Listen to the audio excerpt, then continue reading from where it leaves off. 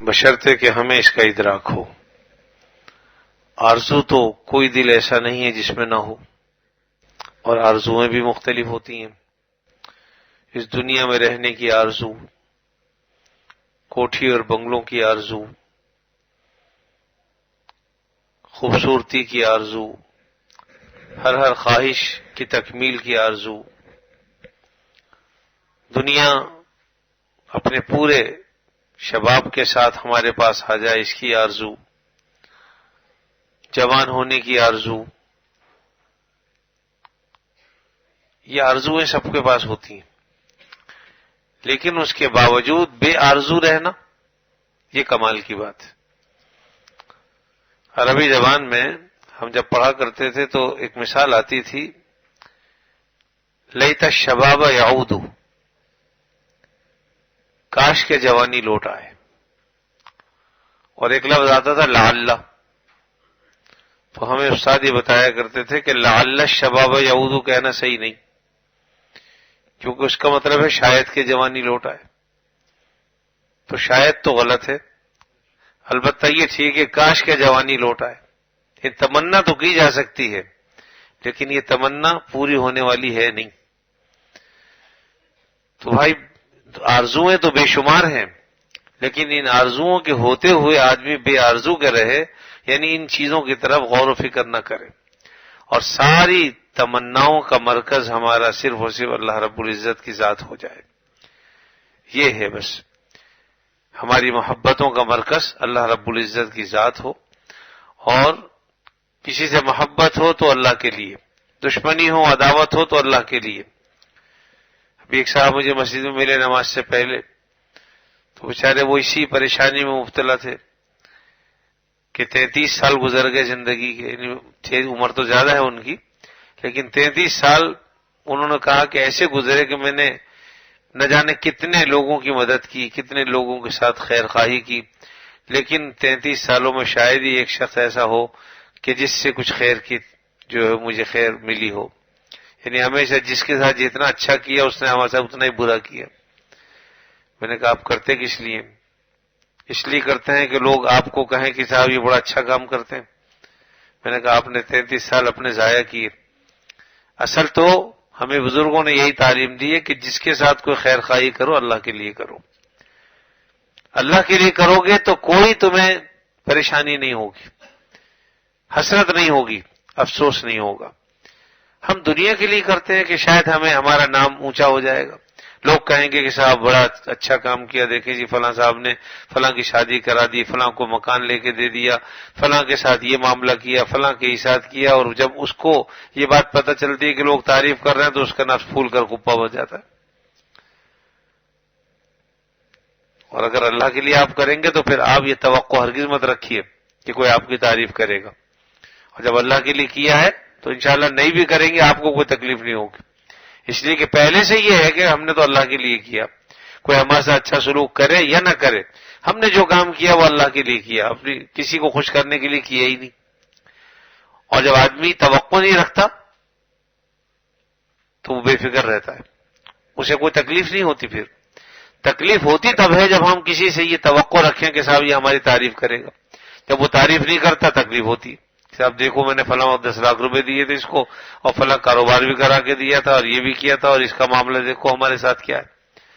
لیکن اگر آپ جو کام کر رہے ہیں وہ خالصتاً اللہ کے لیے ہو کہ میں تو صرف اس لیے کر رہا ہوں کہ اللہ تعالیٰ راضی ہو جائیں، بس جب اس مقصد کے لیے کریں گے پھر آپ تعریف سے بے نیاز ہو جائیں گے، نہ غرض کسی سے نہ واسطہ، مجھے کام اپنے ہی کام سے، تیرے ذکر سے، تیری فکر سے، تیری یاد سے، تیرے نام سے۔ اور کسی نے کہا کہ نہ نفور ہے نہ خوشی ہوئی مجھے تیرے سب و سلام سے، کہ بعید تھی نئی حالتیں تیری ذات تیرے مقام سے، یعنی مجھے نفرت نہیں ہوتی اس بات سے کہ کوئی مجھے گالی بک رہا ہے، نہ نفور ہے، نفور نفرت کی جمع ہے، یعنی مجھے اس سے نفرت نہیں ہوتی کہ کوئی آدمی مجھے گالی دیتا، سب کہتے ہیں گالی کو، اور سلام سب جانتے ہیں، تو نہ نفور ہے نہ خوشی ہوئی مجھے تیرے سب و سلام سے، تو نے گالیاں بکی تو مجھے کچھ نفرت نہیں ہوئی تجھ سے، تو نے سلام کیا کوئی خوشی نہیں ہوئی۔ کہ بعید تھی نہ یہ حالتیں تیری ذات تیرے مقام سے، کہ پہلے سے مجھے اس بات کی توقع تھی. تو لوگ اگر خوش ہوتے ہیں تو مجھے فکر نہیں ہوتی، لوگ گالیاں بکتے ہیں تب مجھے اس سے کوئی رنج نہیں ہوتا، اس لیے کہ میں جو کچھ کرتا ہوں وہ اللہ کے لیے کرتا ہوں. جب اللہ کے لیے کوئی کام کیا جائے گا پھر انشاءاللہ کوئی غم نہیں ہوتا. غم ہوتا تب ہے انسان جب توقع رکھ کر دے. ہمیں تو ہمارے بزرگوں نے یہ بھی کہا، بول تو قرض کسی کو دو مت بھائی، اور اگر دیتے ہو تو یہ سمجھ کے دو کہ یہ آئیں گے نہیں پیسے، پھر انشاءاللہ تکلیف نہیں ہوگی. اور یہ حقیقت ہے. آدمی پہلے سے سوچ لے کہ بھائی دے رہا ہوں، میں اس نیت سے دے رہا ہوں کہ انشاءاللہ اللہ تعالیٰ اس کے ذریعے میرے اس رقم کے ذریعے پیسوں کے ذریعے اس کا کام کرا دے. ہوں گے تو دے دے گا، نہیں ہوں گے تو نہیں. لیکن اس کو یہ نہ کہے، ورنہ تو کبھی بھی نہیں دے گا. اس سے تو یہی کہے کہ بھائی آپ نے مجھے واپس کرنے، کتنے دن میں واپس کرو گے، اس کو پکا کرے. ہاں البتہ دل میں نیت کر لیں کہ بھائی اگر دے دے گا تو ٹھیک ہے، نہیں دے گا تو کوئی حرج کی بات نہیں، انشاءاللہ معاف ہے، آخرت کے لیے معاف. تو اس سے یہ ہوگا کہ اگر وہ دے دے گا تو اللہ کا شکر کرو گے کہ الحمدللہ واپس آ گئی رقم، اور نہیں دے گا تو تکلیف نہیں ہوگی. حضرت مولانا تقی عثمانی صاحب دامت برکاتہم العالیہ نے بھی یہ خاندانی اختلافات کے سلسلے میں یہ بات لکھی ہے کہ چونکہ مزاج ذہن سب کے ایک جیسے نہیں ہوتے، اور اس دنیا کی جو بناوٹ ہے وہ اصل تکلیف پر ہی ہے، اس لیے آدمی یہ تو توقع رکھے کہ تکلیف پہنچے گی اس سے، لیکن راحت کی توقع نہ رکھے. اب اگر پہنچ جائے راحت الحمدللہ، کیا ہی بات ہے، خوشی ہوگی آپ کو کہ بھئی توقع تو مجھے نہیں تھی لیکن الحمدللہ اللہ نے اس کو میرے لیے خوشی کا ذریعہ بنا دیا. اور اگر نہیں پہنچتی راحت تو آپ پہلے سے کوئی ایسی امید لگا کے نہیں بیٹھے ہوئے. تو اس لیے میرے عزیزو اصل یہ ہے کہ ہم اللہ تعالیٰ کو محبت کا مرکز بنائیں اور سارے کام ہم جو بھی کریں وہ اللہ کے لیے کریں. لیکن بہرحال مومن آدمی کو بے وقوف نہیں ہوتا، یاد رکھیے، الحمدللہ اوروں سے زیادہ عقل مند ہوتا ہے. اس کو بے وقوف مت سمجھیے. اگر وہ پیسے لے کر واپس نہیں لے رہا یا آپ سے کچھ تقاضا نہیں کر رہا تو یہ اس کی وجہ بھی ایک ہی ہے کہ اس نے اللہ کے لیے سب کچھ کیا ہے، اس لیے وہ ڈھیل بھی دے رہا ہے. لوگ سمجھتے ہیں کہ میاں اس کو بیوقوف بنا دیا ہم نے. بیوقوف نہیں بناتے، نہ وہ بیوقوف ہے. اس نے تو اتنا اعلیٰ سودا کیا ہے کہ آپ سوچ ہی نہیں سکتے. 10,000 روپے اگر اس نے دیے ہیں ایک مہینے کے وعدے پر تو اس 10,000 کا تو روزانہ اجر و ثواب مل ہی رہا اس کو، اور اس کے بعد جب آپ نہیں دیں گے تو اس کا ثواب کئی گنا بڑھ جائے گا. یہ روزانہ اتنا صدقہ کرنے کی نیت ہو جائے گی. آپ سوچیے، معمولی بات تو نہیں. قرآن مجید نے بھی کہا، اللہ تعالیٰ فرمایا فَنَظِرَةٌ إِلَىٰ مَيْسَرَةٍ، کہ تم مہلت دے دیا کرو یہاں تک کہ اسے سہولت حاصل ہو جائے. یعنی بعض لوگ واقعتاً تنگ ہوتے ہیں بیچارے، نہیں دے پاتے، تو کہا فَنَظِرَةٌ إِلَىٰ مَيْسَرَةٍ، تم انہیں مہلت دے دو یہاں تک کہ انہیں سہولت حاصل ہو جائے، ان کے پاس اتنا آ جائے گا وہ تمہیں دے دے. تو یہ سہولت دینا ہے، یہ بھی باعث اجر و ثواب ہے. آپ کے روزانہ جتنے بھی آپ نے دیے اس سے کئی گنا اللہ تعالیٰ اجر و ثواب روزانہ کا عطا فرمائے. اور اس کا ہمیں اندازہ ہوگا جب اس دنیا سے چلے جائیں گے. اس دنیا میں تو اندازہ ہمیں نہیں ہوتا. ظاہری اعتبار سے تو ہم نے نقصان کا سودا کیا، لیکن حقیقت میں نقصان کا سودا نہیں ہے بلکہ فائدے کا سودا ہے. اصل میں ہمیں چونکہ دنیا کی محبت، مال کی محبت اس قدر ہمارے دل میں آ گئی ہے، اس کا تھوڑا سا نقصان بھی ہمارے لیے جان لیوا اٹیک کا باعث بن جاتا ہے. بعض اوقات ہوتا ہے جی وہ ڈاکو لوٹ کے لے گئے، اٹیک ہو گیا جناب، اور صدمے سے جان چلی گئی. تو یہ اس لیے ہوتا ہے کہ مال کی بے انتہا محبت. ہم نے اپنے بزرگوں کے جو واقعات پڑھے اس میں ہمیں جو سکھائی گئی یہ بات وہ یہی ہے کہ مال کی محبت نہ ہو. یہ تو ضرور ہے کہ اس کے ذریعے اللہ تعالی ہمارے بہت سے کام پورے کرا دیتے ہیں، نکال دیتے ہیں، تو مال ضروری تو ہے، لیکن ایسا نہیں کہ اس کی خاطر اپنی جان آدمی قربان کر دے. ہمارے ایک بزرگ تھے، ان کا معاملہ تو یہ تھا کہ وہ اس زمانے میں نوٹ تو ہوتے نہیں تھے، ریزگاری ہوتی تھی عام طور پر، تو ریزگاری لے کر بازار جاتے تھے، گنتے نہیں تھے، اس کے آگے رکھ دیتے تھے کہ لو بھی تو خود ہی گن لے، جتنے پیسے تیرے بنتے ہیں تو نکال لے. ایمانداری کا زمانہ تھا، آج کا زمانہ تو ہے نہیں. آج کل تو فقیر کو 5 روپے دینے کے لیے کہتے ہیں ریزگاری دکھا، اس سے 10 نکال لیتے، تو بجائے اس کے دینے کے اسی سے واپس لے لیتے ہیں نفع کے ساتھ. تو اس لیے اس زمانے کا تو میں کچھ کہہ نہیں سکتا الا ماشاء اللہ، لیکن اس زمانے میں بہرحال یہ دیانتداری تھی. وہ پیسوں کا جو تھیلا تھا ان کے پاس چھوٹا سا، وہ اس کو رکھ دیا کرتے تھے، اور وہ اس لیے کہ بھئی کون پیسے گنے گا، 50 پیسے 100 پیسے، اتنی دیر میں تو ہم 50 دفعہ سبحان اللہ کہہ لیں گے، الحمدللہ کہہ لیں گے، اللہ اکبر کہہ لیں گے. تو یہ اللہ کی محبت تھی ان کے دل میں کہ بیکار کاموں میں اپنے وقت کو ہم ضائع نہ کریں، بلکہ بھئی یہ کام تو تم کر لو، ہم تو اپنے اللہ کا ذکر کریں. ایک چور کو پتا چل گیا کہ تھیلی لی پھر رہے، اور اس کے بعد وہ جب آگے چلے تو پیچھے سے چور نے تھیلی کھینچی، بھاگ گیا لے کے۔ حضرت نے پیچھے مڑ کے بھی نہیں دیکھا کہ تھیلی کس نے لی۔ میرے جیسا ہوتا تو پاگل ہو جاتا، آوازیں کرتا، شور مچاتا، دیکھا ہی نہیں، کہا کہ اچھا ہوا بھائی جان چھوٹی، چلو، اور فوراً حلال بھی کر دیا کہ اس کے لیے حلال۔ اب وہ لے کے بھاگ تو گیا، لیکن مال بھی تو نہیں پچتا، حلال مال وہ اس طریقے سے حرام جگہ پر چلا جائے۔ اب وہ چور نکلنے کے بھاگنے کے راستے دیکھ رہا ہے، راستہ مل نہیں رہا، گلیوں میں ادھر ادھر مارا پھرا، یہ حضرت کی کرامت تھی۔ جب مارا پھرتا رہا، راستہ نہیں ملا، تو دل میں خیال آیا کہ یار میں کسی اللہ والے آدمی تھے، میں نے ان کے پیسے چھین کے بھاگا ہوں، جا کے معافی مانگنی چاہیے۔ تو گھر پہ پوچھتے پاچھتے گھر پہنچے، دروازہ کھٹکھٹایا، انہوں نے کہا ہاں بھائی کون؟ کہ میں وہ ہوں فلاں جو آپ کی تھیلی لے کے کیا جاؤ بھائی جاؤ، میرے پیسے نہیں، میں تو اب اللہ کے لیے معاف کر دیا تمہیں، تمہارے ہو گئے، جاؤ لے جاؤ، مجھے نہیں چاہیے۔ کہا کہ جی میں وہی ہوں جو آپ کی، بھائی میں نے کہہ دیا مجھے پیسے چاہیے ہی نہیں ہے، میں نے تو یہ سب تمہیں دے دیے، معاف کر دیے تمہارے لیے۔ پھر اس نے رویا کہ مسئلہ یہ ہے کہ مجھے تو راستہ ہی نہیں مل رہا، میں نکلوں کیسے؟ تو پھر اس کے لیے دعا فرمائی کہ اللہ اس کو راستہ آپ دکھا دیجئے۔ تو بہرحال بات یہ ہے کہ اللہ والے اس بیکار چیزوں سے ایسی محبت نہیں کرتے تھے، بلکہ ان کی محبت کا مرکز تو اللہ کی ذات تھی، اس لیے فوراً ہی معاف بھی کر دیا کرتے تھے تاکہ آخرت میں اس کا معاوضہ نہ ہو۔ اور بعض بزرگوں کے بارے میں جو اشان آتی بھی ہے، کئی دفعہ آپ سن بھی چکے ہیں کہ جب کسی شخص نے کہا کہ بھئی ہمیں کیسے پتہ چلے کس اللہ والے میں کیا شان ہے، کہا کہ جاؤ فلاں جگہ چلے جاؤ، 3 آدمی بیٹھے ہوں گے، تینوں کے ساتھ یہ معاملہ کرنا کہ ایک گھوسا لگانا، پھر بتانا کہ وہ کوئی کیا معاملہ کرتے ہیں۔ تو یہ گئے، جا کر ایک شخص کو گھوسا لگایا، وہ بھی جلدی سے اٹھا، اس نے بھی اتنی زور کا گھوسا لگا دیا، اور دوسرے آدمی کو گھوسا لگایا تو اس نے پیچھے پلٹ کے نہیں دیکھا، اور تیسرے کو لگایا تو وہ اٹھا اور اس نے کہا کہ چوٹ تو نہیں لگی تمہیں؟ تو یہ شانیں تھی۔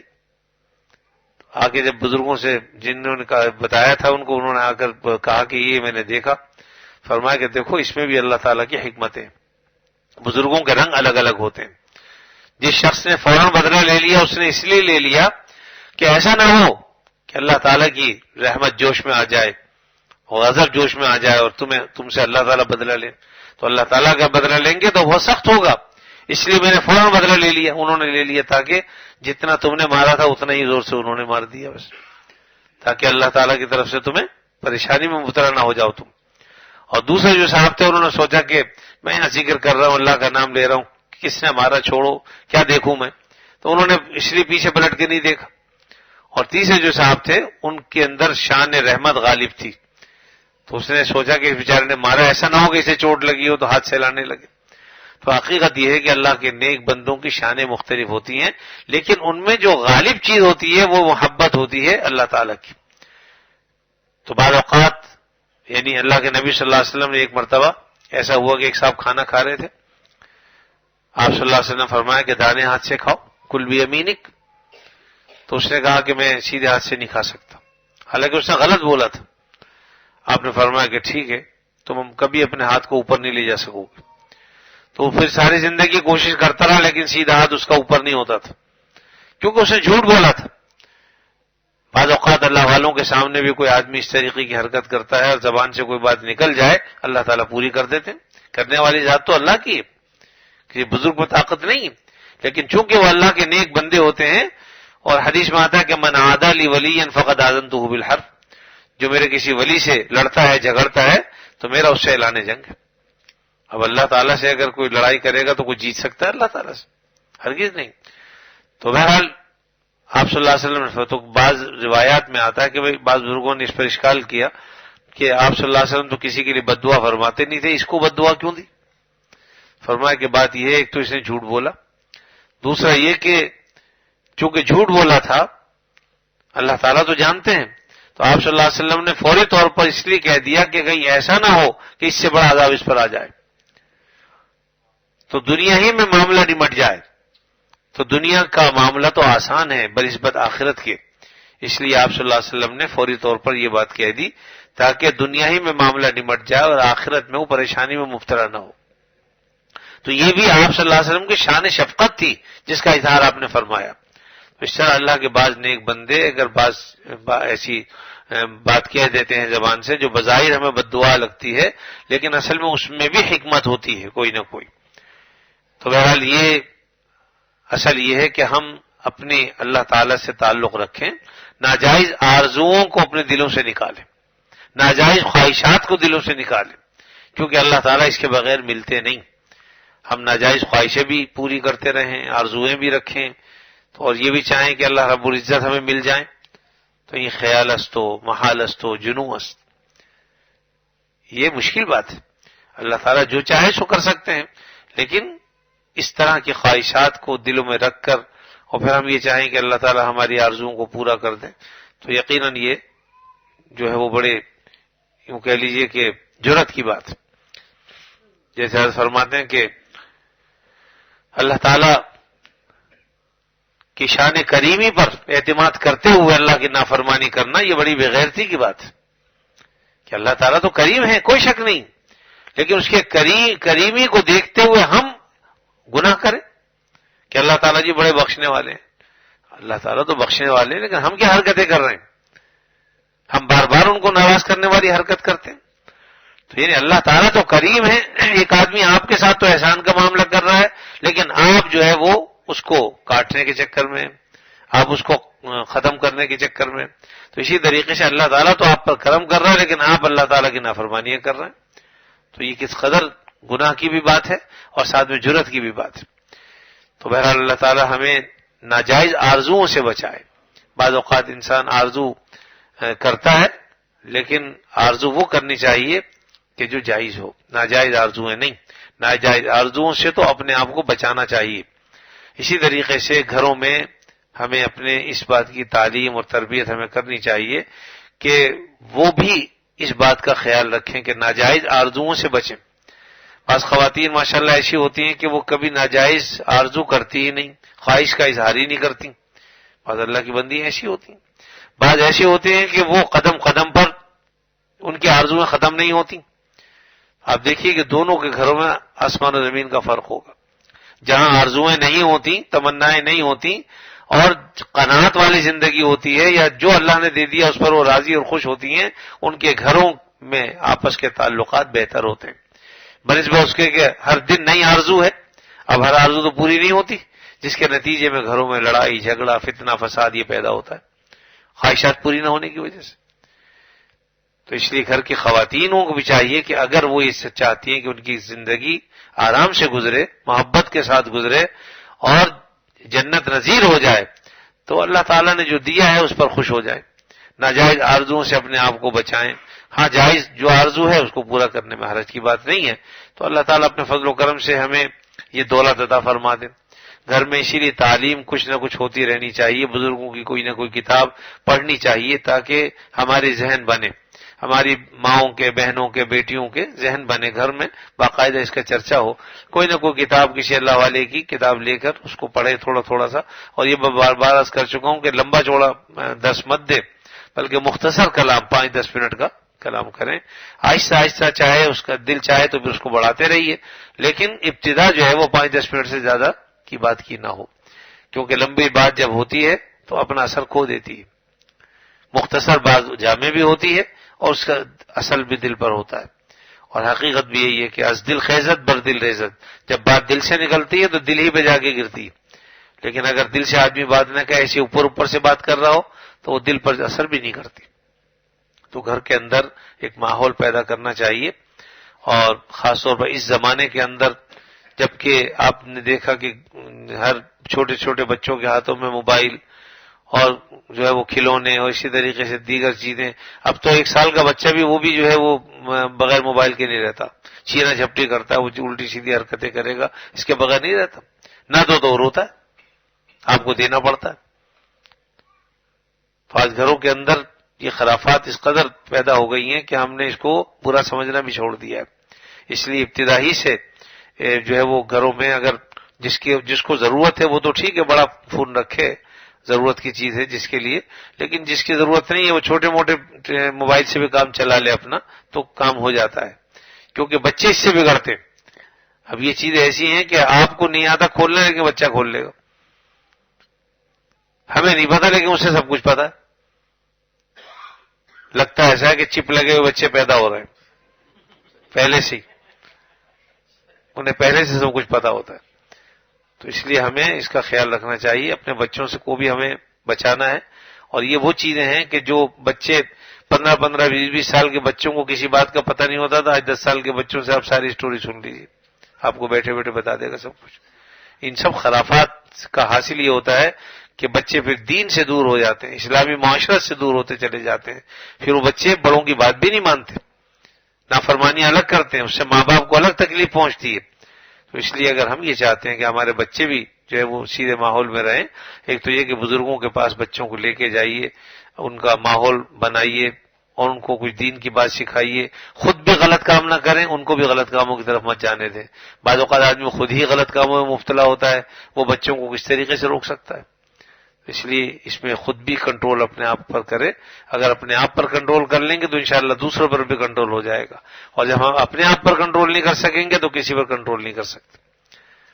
گھروں کے اندر بعض اوقات شوہر تو ہے وہ سب کچھ اس کے لیے الاؤ ہے، بیوی کے لیے کہتا کہ نہیں ایسا مت کرو، تو وہ بیوی بات ماننے کے لیے تیار نہیں ہوتی، پھر کہتے خود تو یہ سارے کام ہی کرتا ہے اور مجھے روکتا ہے، تو اس سے اس کی زبان بھی کھل جاتی۔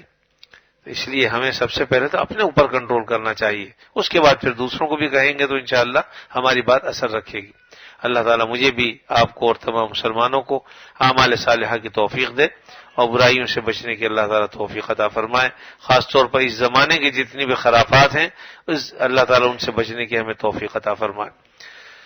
دوسری بات یہ مجلس کے حوالے سے بیان کرنی تھی کہ انشاءاللہ آئندہ مجلس جو ہے وہ مغرب کے بعد ہوا کرے گی، ان مغرب کے فوراً بعد تو نہیں، یوں سمجھ لیجیے کہ اذان عشاء سے پون گھنٹے پہلے انشاءاللہ شروع ہوگی، تاکہ پون گھنٹے کے اندر اندر انشاءاللہ سارے معمولات ہو جاتے ہیں اور پھر اذان کے وقت انشاءاللہ ختم ہو جائے گی۔ تو تقریباً ہو سکتا ہے 8:30 بجے نماز ہو جائے، تو اسی اعتبار سے پھر آئندہ مجلس انشاءاللہ مغرب کے بعد ہوگی۔ اصل میں بعض خواتین کا بھی کہنا تھا اور بعض مرد حضرات نے بھی مجھ سے کہا کہ چونکہ وقت آگے بڑھتا چلا جا رہا ہے تو عشاء کے بعد آنے میں بعض اوقات تکلیف بھی ہوتی ہے اور خواتین دور جاتی ہیں تو ان کے لیے بھی مسائل پیدا ہوتے ہیں، اس لیے انشاءاللہ مغرب کے بعد جیسے کہ پہلے ہوا کرتی تھی اسی طریقے سے مجلس ہوگی انشاءاللہ آئندہ۔ الحمدللہ رب العالمین والعاقبۃ للمتقین والصلاة والسلام علی رسولہ الکریم سیدنا مولانا محمد وعلی آلہ واصحابہ اجمعین۔ لك الحمد على ما قضيت ولك الشكر على ما أعطيت تبارك ربنا وتعاليت نستغفرك اللهم من جميع الذنوب والخطايا ونتوب إليك لا ملجأ ولا منجا ولا ملتجا منك إلا إليك اللهم إنا نعوذ برضاك من سخطك وبمعافاتك من عقوبتك وبك منك لا نحصي ثناء عليك أنت كما أثنيت على نفسك برحمتك يا أرحم الراحمين اللهم أحسن عاقبتنا في الأمور كلها وأجرنا من خزي الدنيا وعذاب الآخرة اللهم إنا نسألك تمام العافية ونسألك دوام العافية ونسألك الشكر على العافية یا اللہ یا رحمان یا رحیم اپنا فضل فرما دیجئے، کرم فرما دیجئے، یا اللہ ہمیں عافیت کے معاملے فرمائیے، یا اللہ ہمارے ساتھ عافیت کے معاملے فرمائیے، خیر کے معاملے فرمائیے، یا اللہ ہمیں دین پر استقامت عطا فرما، دین پر ثابت قدمی عطا فرما، یا اللہ دین پر چلنے کی توفیق عطا فرما، اپنے مرضیات کو اختیار کرنے کی توفیق عطا فرما، ہم سے وہ کام لے لیجئے جن سے آپ راضی ہوتے ہوں، ایسے کاموں سے بچا لیجئے جو آپ کو ناراض کر دینے والے ہوں، یا اللہ اپنے فضل و کرم سے ہمارے بیماروں کو شفا عطا فرما، اے اللہ ہم میں، ہمارے عزیزوں میں، رشتہ داروں میں، دوست احباب میں، اے اللہ مجلس میں آنے والے، مسجد میں آنے والے جو بھی بیمار ہیں اللہ سب کو شفا کامل عاجل عطا فرما۔ ایک صاحب کی ہمشیرہ جناح اسپتال میں داخل ہیں اور کافی سیریس حالت ہے، ان کے لیے دعا فرمائی، اللہ تعالیٰ انہیں شفا کامل عاجل عطا فرما دے، ان کے گھر والوں کو سکون و اطمینان عطا فرما۔ اسی طرح ہمارے زعیم آفتاب صاحب جو مسجد کے نمازی ہیں، کئی دن سے اسپتال میں ہیں، ان کے لیے بھی دعا فرمائی، اللہ تعالیٰ انہیں شفا کامل عاجل عطا فرما دے اور ان کی تکلیف کو دور فرما دے۔ اسی طرح ہم میں، ہمارے عزیزوں میں، رشتہ داروں میں اللہ جو بھی تکلیف میں مبتلا ہیں، جن کو جو بھی پریشانی ہے، بیماری ہے، اے اللہ بیماروں سے بھی واقف ہے، بیماریوں سے بھی واقف ہیں، اپنے فضل و کرم سے سب کو شفاء کامل عاجل عطا فرما۔ اے اللہ اپنی ذات کے سوا کسی کا محتاج نہ بنا، کسی کے آگے ذلیل نہ فرما، رسوا نہ فرما۔ اے اللہ معذوری سے، لاچاری سے، مجبوری سے اللہ ہماری حفاظت فرما۔ اے اللہ اپنے ہمارے بھائی زاہد کی والدہ بیمار ہیں، ان کے دعا فرما، اللہ انہیں شفاء کامل عطا فرما۔ اسی طرح ہمارے گھر میں سے بھی اور دیگر جو بھی گھروں میں بیمار ہیں، اللہ سب کو شفاء کامل عاجل عطا فرما، سب کی بیماریوں کو دور فرما دے، سب کی پریشانیوں کو دور فرما کر اے اللہ عافیت نصیب فرما دے۔ ہم سے جن لوگوں نے کہا ہے یا اللہ دعاؤں کے لیے، جن جن دعاؤں کے لیے کہا ہے، آپ سب کی حاجتوں کو ہم سے بہتر جانتے ہیں، اپنے فضل و کرم سب کی جائز حاجتیں پوری فرما دے، جائز ضرورتیں پوری فرما دے۔ الہ العالمین اپنی ذات کے سوا کسی کا محتاج نہ بنا، کسی کے آگے ذلیل و رسوا نہ فرما۔ یا اللہ جب تک زندہ رہیں پردہ پوشیاں فرمائیے، دنیا میں بھی آخرت میں بھی۔ اے اللہ دنیا میں ہی پردہ پوشیاں فرمائیے، آخرت میں ہی پردہ پوشیاں فرمائیے۔ یا اللہ اب منزل قریب آتی جا رہی ہے اور زیادہ راہ کچھ بھی نہیں ہے، اپنے فضل و کرم سے آخرت کی فکر ہمیں عطا فرما دے، آخرت کی تیاری کی توفیق عطا فرما دے۔ یا اللہ آخرت کی فکر نصیب فرما دے، اے اللہ آخرت کی فکر عطا فرما دیجیے۔ اے اللہ ایسے کام کرا لیجیے جس سے ہماری قبر روشن ہو جائے، اے اللہ جس سے حساب کتاب ہے اللہ بغیر حساب و کتاب کے جنت کے داخلے ہو جائیں، اے اللہ جو آپ کو راضی کر دینے والے اعمال ہوں، اے اللہ جس سے نبی کریم صلی اللہ علیہ وسلم خوش ہوتے ہوں، اپنے فضل و کرم سے ایسے اعمال کی توفیق عطا فرما۔ اے اللہ اپنی ذات کے سوا کسی کا محتاج نہ بنا، یا اللہ کسی کے آگے ہمارے ہاتھ نہ پھیلے، کسی کے آگے ہماری پیشانی نہ جھکے، کسی کے آگے ہماری جھولیاں نہ پھیلیں۔ اے اللہ آپ ہی اپنے فضل و کرم سے ہماری مدد فرمائیے، دستگیری فرمائیے، یا اللہ مدد فرمائیے، دستگیری فرمائیے۔ اے اللہ ہماری ضرورتوں کے آپ کفیل ہو جائیے، ہماری ضرورت غیب سے پوری فرما دیجیے۔ یا اللہ اپنے فضل و کرم سے ہم سب کو دین کے راستے پر چلنے کی توفیق عطا فرما، صراط مستقیم پر چلنے کی توفیق عطا فرما۔ اے اللہ ہم سب کو صراط مستقیم پر چلنے کی توفیق عطا فرما۔ اے اللہ جتنے مسلمان مرد عورت اس دنیا سے جا چکے ان کی مغفرت فرما، خصوصیت کے ساتھ ہمارے عزیز اقارب رشتہ دار والدین دونوں میں سے کوئی ایک جن کے اللہ جا چکے ان سب کی قبروں کو جنت کے باغوں میں سے ایک باغ بنا دے، اے اللہ جنت کے باغوں میں سے ایک باغ بنا دے۔ اے اللہ اپنے فضل و کرم سے بغیر حساب و کتاب کے جنت کے داخلے عطا فرما، نبی کریم صلی اللہ علیہ وسلم کی شفاعت نصیب فرما۔ اے اللہ اپنے فضل و کرم سے ہمیں آپ صلی اللہ علیہ وسلم کے ساتھ ہمارا حشر فرما۔ اے اللہ جب تک زندہ رہیں آپ صلی اللہ علیہ وسلم کی تعلیمات پر عمل کی توفیق عطا فرما، اور جب وقت آخر آئے خاتمہ ایمان پر فرما۔ صلی اللہ تعالی علی خیر خلقہ محمد وعلی آلہ واصحابہ اجمعین، آمین برحمتک یا ارحم الراحمین۔